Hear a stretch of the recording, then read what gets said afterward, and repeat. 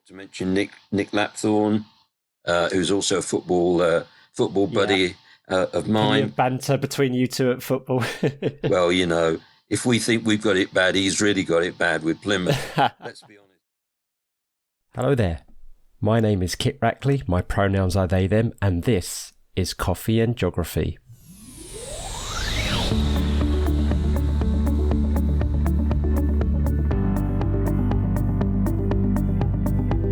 The aim of the show is to get to know, explore and celebrate the diverse and intersectional range of people on this rock we call home and their love and passions of it.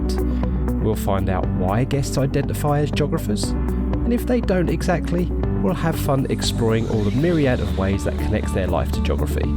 So, pour your favourite brew, get cosy and listen in. Oh, and don't forget to subscribe and follow us on Twitter at CoffeeJogPot. Off we go.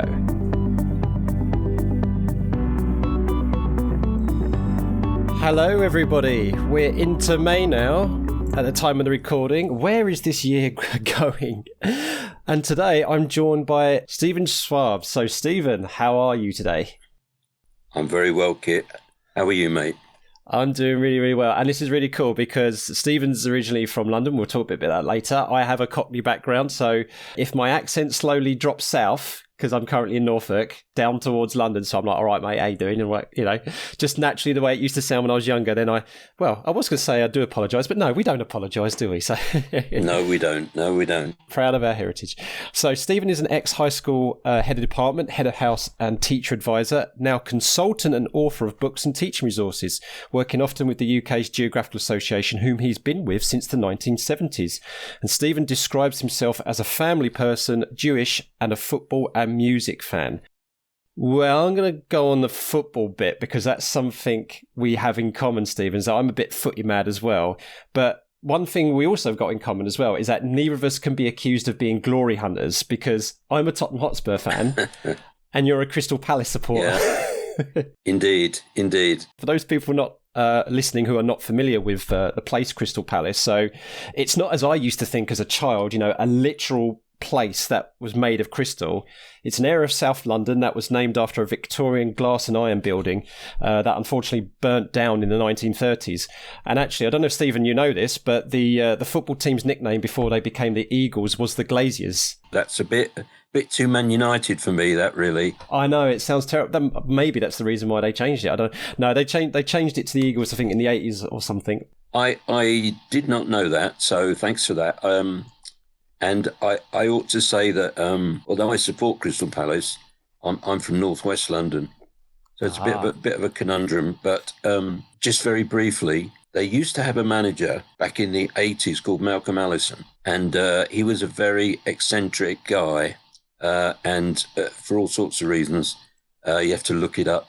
And I liked him a lot, and I just started supporting the club on the back of him. There you go. And when he left, I just carried on. But I ought to say that I used to go and watch Arsenal pretty much every other week because they were the closest Premier side to my home. If you're into football, you know the rivalry or soccer. You know the rivalry between Tottenham Hotspur and Arsenal. If you don't or you don't care, then they are two of the biggest. I'm actually one of these football supporters who doesn't hate their local rivals. I think it's pretty petty, personally, and I actually like Arsenal as a team because they try to build success rather than buy success, and I respect that. We could name teams between us who have attempted to buy success, and you've already mentioned a city where that happens a fair bit. But anyway, we don't want to turn this into a football podcast. So no. But I am going to bring it back and link it back to geography because there's this clip that I want to play you regarding Crystal Palace's ex-mascot, which was Kayla the bald eagle, and I think we could really get to town with some environmental geography side of things with this. So I'm just going to give the listeners a listen to this clip, and if they're interested in listening to the whole video, there'll be a link in the description. So here we go. It's all educational, trying to tell you about where they come from, what they eat, the diet, and what man is basically doing to these. I mean, these came off the endangered list a few years ago, but recently they've actually started dropping numbers again. We used to have at one point 160 birds of prey there. We now probably have about 60 or 70, but she is always the first bird in the display. Crystal Palace supporters have been brilliant, made loads of donations to help us out. So that was a clip there with Chris Belzy, who's the handler, or was the handler of Kayla the bald eagle, who was released during the start of games and used to swoop around Selhurst Park while the team were warming up, which was quite amazing. And then the last person you heard there was Alan Ames, who is the founder of Eagle Heights, and they're a non-profit who looks after bald eagles and predators that can't be let to the wild. Unfortunately, Kayla passed away last year, and that's why Crystal Palace, and that because of lockdown, that's why Crystal Palace no longer fly a bald eagle around their stadium. But yeah, so let's have a little chat. Stephen, did you know about Kayla's history there? Yes, I did. I knew that it used to fly around. I knew that it doesn't happen anymore, obviously for very good reason, since it's dead. But that those fans were taken to another level by the presence of the bird, and they obviously knew, and the handler would obviously know about the birds, but the fact that the fans taking it on board in terms of learning more about the animals, about the species, and that leads you into a whole different level of consciousness, really, about ecosystems, or about the reasons why they're endangered, and so you've got education coming out of football culture, which is not obviously unique to this story, but it's a nice story. Yeah, it's a really fantastic example of how football and for those people listening who really hate football, there are elements that about the football community which they are a force for good. They do try and help the community out. They do kind of try to educate people. I mean, up here in Norfolk, we've got Norwich City Football Club, and they are a huge part of the community up here. Like, they don't just do football, but Carrow Road, their stadium is, it's a business park, it's an education centre, it's an academy, and they run courses, education courses, proper level 2, level 3 education courses there. And yeah, they do a lot of stuff to raise awareness, and at the moment they've got a massive big campaign, regards to racism, things like that, bearing in mind that, was it Joshua Fashanu, I think, used to play for Norwich City? Justin Fashanu, yeah. So, and obviously Justin Fashanu was a black player, but he was also gay as well. So, Norwich City are doing a lot of stuff to kind of promote awareness of that. And Proud Canaries, just want to give Proud Canaries a good shout out, because they're a wonderful LGBTQ group attached to a football team. Just to echo that, Kit, absolutely. I mean, the closest club to me is Tranmere Rovers, and if you look at what they're doing in the community at the moment, there's obviously all the food bank support that they're committed to. Obviously, also committed to anti-racism, as all clubs are. And you have to be proud of that place in the community. It does touch on education. It does touch on all sorts of social issues, which people who don't know about football tend not to be so aware of, but they are, as you say, an incredible force for good. Yeah, and we can debate until the cow comes home about the wider issues and the systemic issues in football, but they're well documented, and people can obviously go down that rabbit hole if they so wish. Yeah. You mentioned Tranmere Rovers, so that's up there. So you're currently located in between Chester and Liverpool. So yeah, your local club would be Tranmere Rovers, and as you said, from Crystal Palace stroke Arsenal to Tranmere Rovers, and not supported, just in location. So tell us, what was the kind of reason for you to move up north? And can you tell us a little bit about how maybe your identity is shaped by where you are now, and maybe compared to your identity when you were living in London? That's a really good question, mate. So from the age of 18, when I went to uni, moved out of London via 2 universities and then 3 jobs, all of them out of London. Found myself with my wife and a young son in the northwest here, in a job as head of humanities. Yeah, we've been here ever since, and it's a lovely part of the country. You've got the cities nearby, but we're not in either Chester or Liverpool. And yet we got the North Wales Hills, got the Lake District. I could go on. Now my son and family are in Leeds. My daughter is in Birmingham. So, we're handily placed for all that. As regards identity, in my head, I'm still a Northwest Londoner, but I've got a great deal of affection for where I am now and the people that are here. I think the northern folk are much friendlier than the southerners, perhaps. Bit of a sweeping statement, but why not put it out there? And we're just very happy. So, as I say, in my head, nothing's changed, but fundamentally, obviously, it has. I am a different person as a result of being out of London compared to probably how I'd have been if I'd stayed. Before we move on further, and I forget, this podcast has been named, of course, Coffee and Geography after a Twitter poll because we are attempting to map our brews and beverages, and people can see on the map that you're located so centrally to all those beautiful places. So now I've talked about the brew that I taught on another previous episode. I'm not going to mention them again, but I will mention my cup. So I'm showing the camera to Stephen so Stephen can see it. But for those, of course, who can't see it, it says world's okayest geography teacher on it. And that was given to me by an ex-student called Elise, who always thought that she was funny. In all fairness, she was. She was an absolute delight to teach and a character. So, Elise, if you're listening, I'm still drinking out of the mug you gave me all those years ago. 10 years ago, or is it now? So, Stephen, what is the kind of brew or tipple that you like to dive into?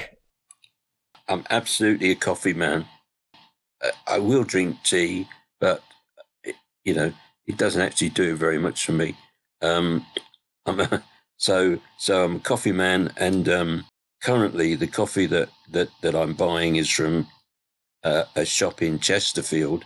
We discovered, and I'm currently drinking a Sumatran blend, but I'm happy to try different things. I like the continental coffees. I like the French, and as long as it's strong and sweet, I'm good to go. So is it got a brand, or is it a generic brand, or? It's the Northern. Okay, I'm going to give them a shout out. Yeah, absolutely. So it's the Northern Tea Merchants in Chesterfield, and although it says tea in the title, they've got all these coffees which they'll grind for you, for use in cafetiere, and as I say, it's a Sumatran blend that I'm currently drinking. So, bit fruity. Chocolate notes, we want to go there, and it's good for me. Excellent. Yeah, no, excellent giving them a shout out because, as I say, other brands and sources are available, but when we put all these on a map, people can see how we're all interconnected around the world through what we drink, and of course we can explore the advantages, disadvantages and issues and everything that comes with all of that way of consumption. Trying to turn this podcast into a learning opportunity. What a surprise for an ex-teacher, eh? No problem. I mean, coffee is a well-known topic in terms of stuff and everyday stuff and where it comes from and what the cost is and the benefits that can be through fair trade, which my coffee always is. For the producers and making sure that if I pay X amount for my coffee, that they get in a very fair share of that. It's very important to me. And it means I won't go into, certain coffee shops because I'm not convinced in any way, shape or form that they're about anything other than profit for themselves. And I'm not wanting to subscribe to that. Yeah, and I'm a big advocate of informed decisions and informed choices. I mean, I do truly believe that we will not make much changes to our standard of living to improve our quality of life and be more sustainable. I mean, I can talk about the kind of things I do here at home, but we're here to talk about you. So that's a really, really good point that you make there. I would say that my wife's also a geographer. I should point out. We try very hard at home to be sustainable, and my wife's been known to harangue the supermarket people for all the plastics that they're using, and you have to wonder why. because it's just totally unnecessary, all that packaging. Yeah, absolutely. Well, I think that's a really good segue actually into one of the things that identifies you as a geographer, obviously, other than your teaching career and all that kind of stuff, is you came up with this word eco-compassion. And that's a word that I really, really identify with, is the term compassion. And as we know, the recent Geographical Association conference brilliantly ran, and well done to everybody at the GA for running that. So for people listening, that's the teachers conference for not just UK geography teachers at elementary, primary and secondary high school, but it's an international conference that people can join if they've got an interest in geography, and there could be academics and students as well. But the theme for that was compassionate geography. So I think this is a perfect time to talk about what you mean by eco-compassion and why that's important to you. Yeah, I think probably I stuck that word in because I wrote it around about the time of the conference, and I think it was very much foremost in my head and in my thinking. If I have to describe myself as sort of a geographer, which I'm not always keen to do, I don't like this physical human debate. I think it's fake news, if you like, and I'm not really interested. But if I had to describe myself as something, I'd say I was an eco-geographer.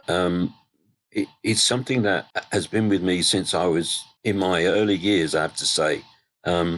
I mean, around about 8 or 9, I was reading The Ecologist, which, looking back on it, seems a bit of a weird thing to be reading when you're 8 and 9, instead of the Beano and the Dandy. But I was reading it, and it was around the time, not long after of Silent Spring, and then a whole catalogue of environmental disasters and issues that started to percolate into the media. And even though politicians at that time were very loath to talk about the environment and saw it as a sort of a non-political, there was no political advantage or traction to be gained from talking about it, and so they didn't really. But even though that was the case, say as those disasters started to come through, it became very important to me, the environment, and when I started to teach, it was always something that I would be keen to discuss and debate, and hopefully at least make students aware, as you said before, about choices and decision making, and include the environment in their thinking. It sounds like for you as well, but for so many people who probably are listening to this, and for me, I just can't fathom how and why you wouldn't factor the environment into all of your thinking and all your decisions, because, and we talked about this with Katie Water actually in the last episode about feminist geography and about why we call this planet Mother Earth and Mother Nature and things like that. It's because we do get nurtured by this Earth, and any destruction to this planet is destruction of ourselves, and we see that mental health issues are in the increase in lockstep with destruction of the environment, and teaching and learning and engaging with the environment just has benefits. Yeah, you're right. I think two things I wanted to say, which I haven't already said about the environment and eco-compassion and eco-geography. One of them is it's very important to me that the message that you're giving out in the classroom contains a huge dollop of hope. Otherwise, one just sort of falls into a trough of despond, and the students fall into a trough of despond, and it becomes you described a rabbit hole earlier. That's quite a good description, and nobody can see any way out.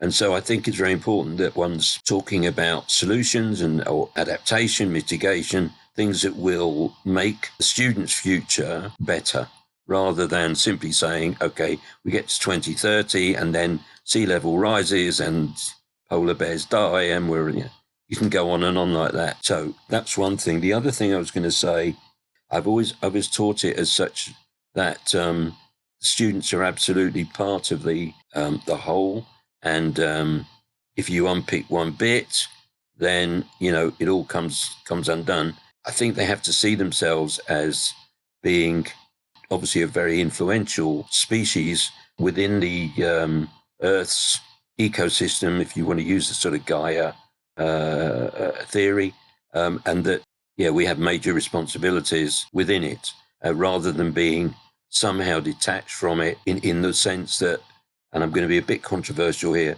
so some people will watch Planet Earth or watch, environmental programs, remain detached from it and say it's terrible, but they don't actually see that we take people in general, obviously we're often the main cause of the issue.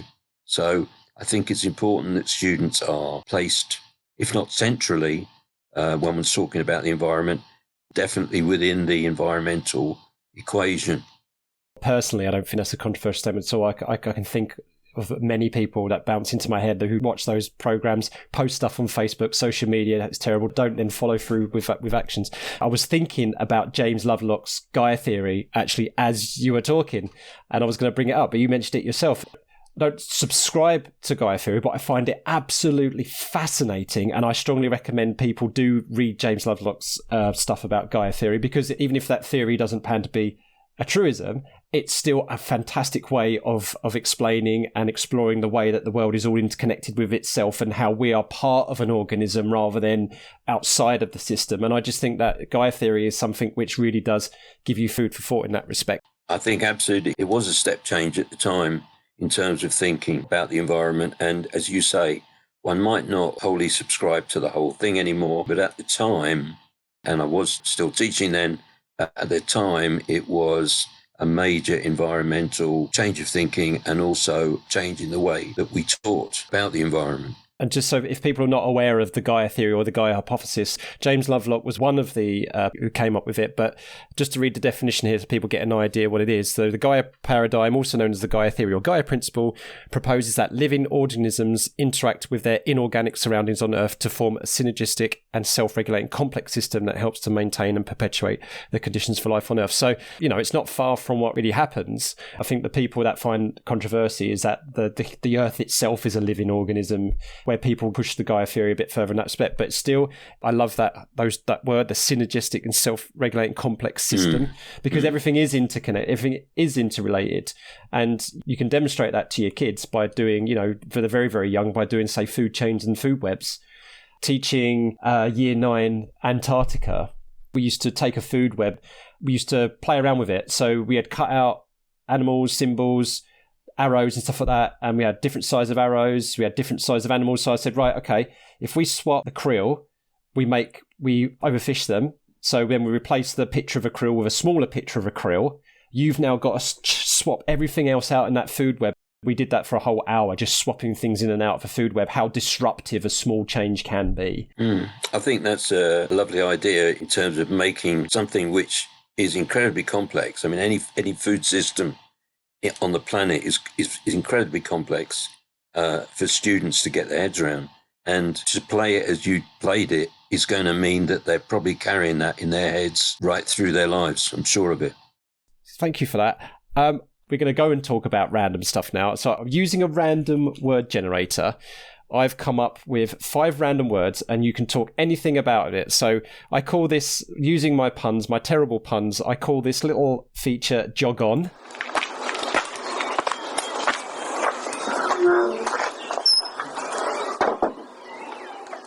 There's 5 topics. You have to talk about 3 of them and you can skip 2. So if you want to talk about a topic, you say, jog on, please, Kit. If you don't want to talk about it or you want to skip it, you say, take a hike. All right? I've forgotten that already, but never mind. Go on. But you can only skip twice, right? The first topic is improvisational music therapy. Do you want to jog on and talk about it or take a hike? Take a hike, mate. Trust me, these are completely random. Now, the next one, you probably want to jog on because it's a little bit, I think it'll be a bit easy for you to talk to. So the next one is dolphins. Well, they are, so I learn, incredibly intelligent. And there's all sorts of stories about how they can be trained to do this, that, and the other, carry weapons, which is not a great thing, but also do the good stuff, which escapes me, but never mind. They do it. And they're also cute to look at and very friendly. I like the idea that they, they'll come up apparently alongside a boat and chatter away and communicate with each other. And there's all sorts of wonderful stories about dolphins. They sort of chitter-chatter, which is quite delightful to listen to in itself. I'm a sci-fi nerd, and I really do strongly believe that at some point we will be able to actually like communicate two ways with dolphins.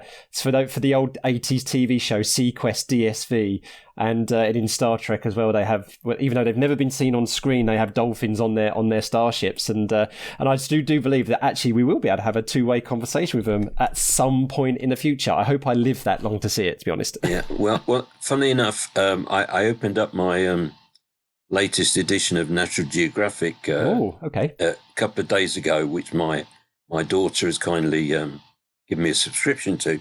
There's the whole issue is about whales, which I really love. I love whales more than dolphins. So I'm going to talk about whales now. Okay.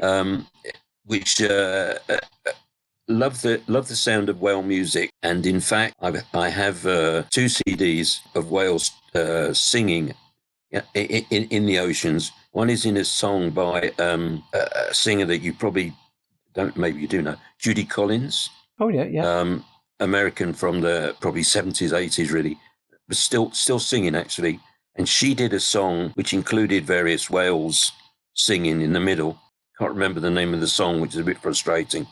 Probably if you type into Google whale song Judy Collins, it will come up. But anyway, the other thing I was going to say, the other CD is purely whales singing, and it is very calming, and I find it delightful. And I'd like to think in the future that I could communicate with whales.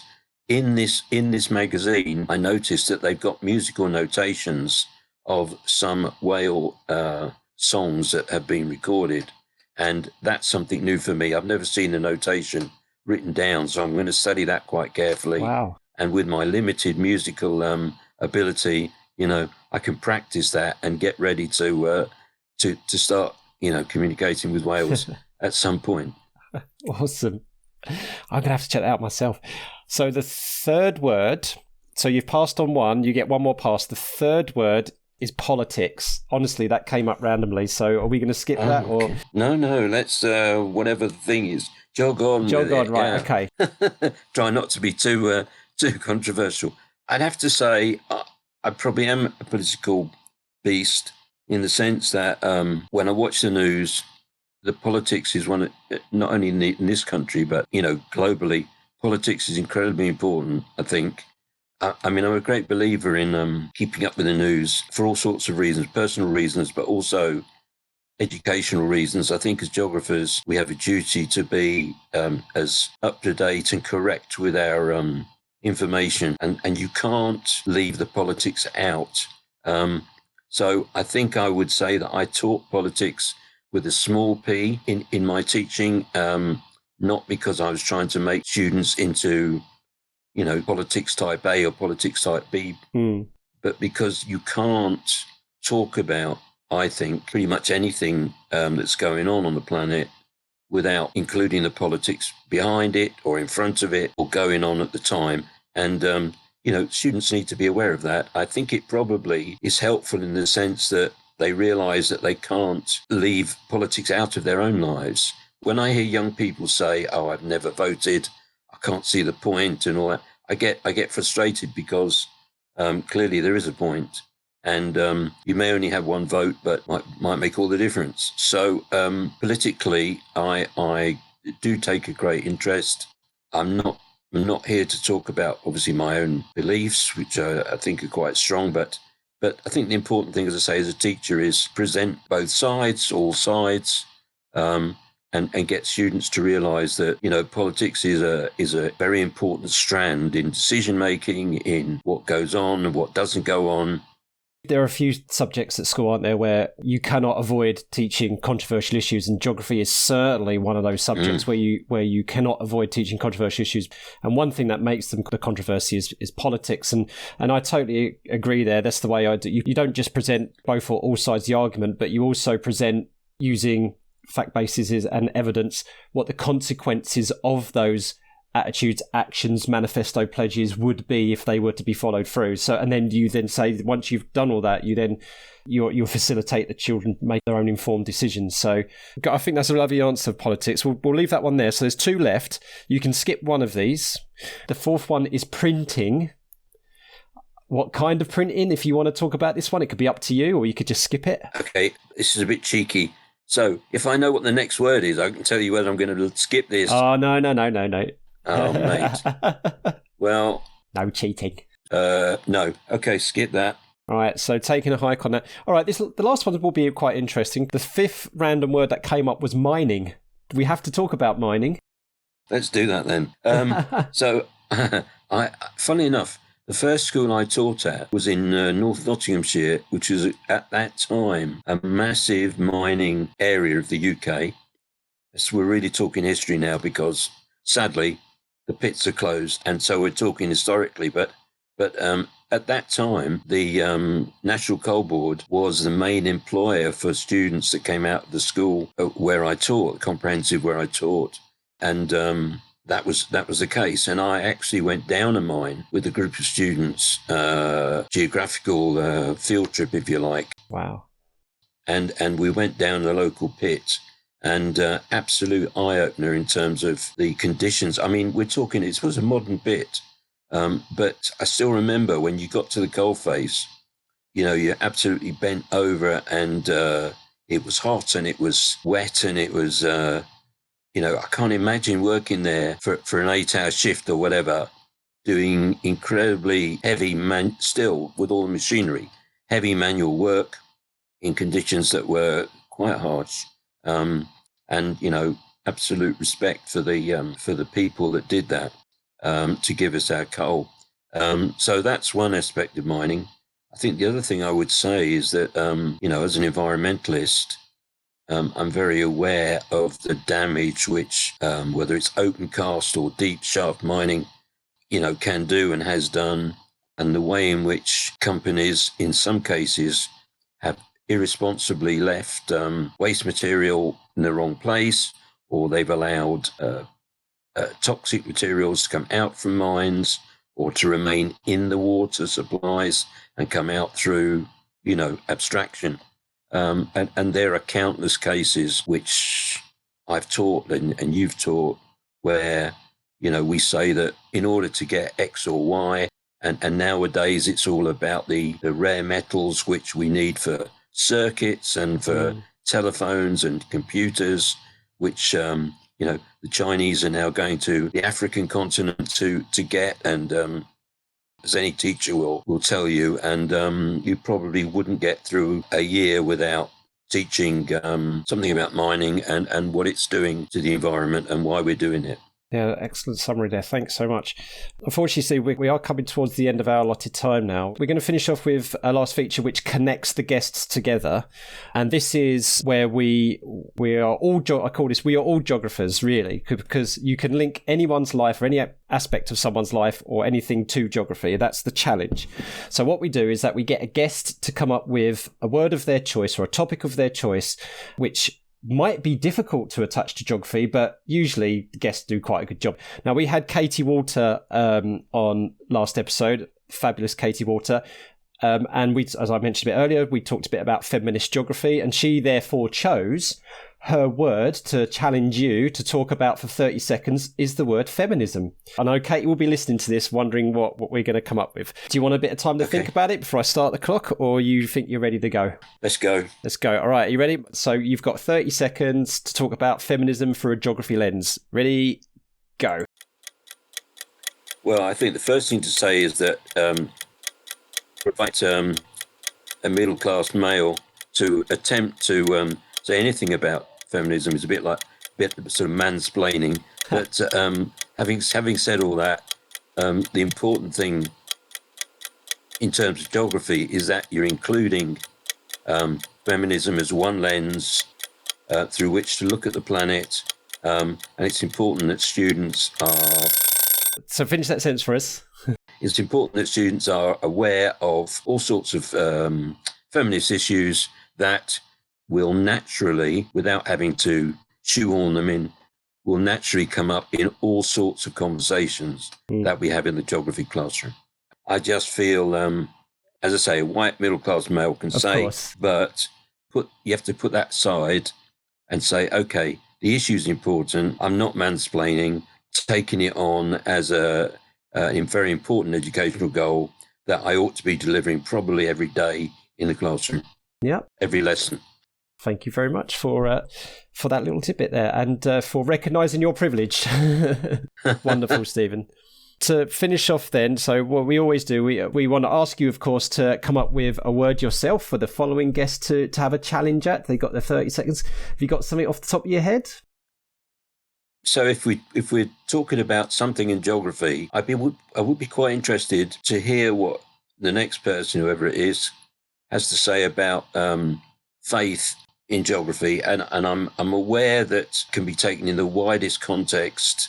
It doesn't have to be religion with a big R. It can be any sort of faith. It could be religion with a small r, but it depends on what the person wants to make of it. But faith in geography.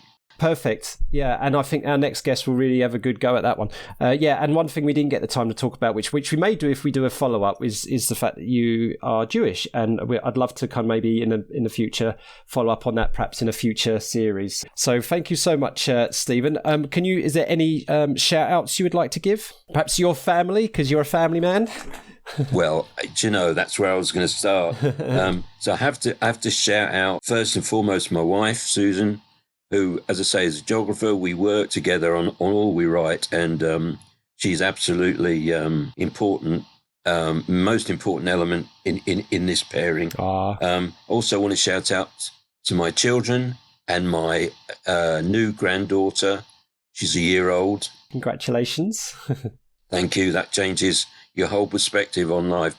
And beyond that, I do want to shout out a few geographers, if you'll let me. Go for it. Don't feel bad if I don't mention your name. Okay, so here we go. Mention a few people. I first want to start by mentioning all the members of the GASPC who I work with. They are the absolutely most professional, dedicated, talented team of geographers that I've ever come across. Just to mention from the GA, Alan Kinder, Jerry Krause, Sue Pike, from the RGS, my good friend Steve Brace. I ought to mention Nick Lapthorne, who's also a football buddy of mine. Banter between you two at football. Well, if we think we've got it bad, he's really got it bad with Plymouth. Let's be honest. So a lot of people that I've got a lot of love for, and I just want to say thank you to all those people who I've worked with along the way. It's been an absolute pleasure. And to all the people I haven't mentioned, I've got a love for you too. Yeah. True community spirit we have, don't we? And if people want to connect with you and help you build that community a bit further, how can we find you on Twitter? What is your Twitter handle? Okay, I have to remember this. So it's Schwab SCHWABS 52 @gmail.com. Stephen, thank you so much for joining me today on this May morning. It's been an absolute pleasure. Thank you, Stephen. Thank you very much, Kit.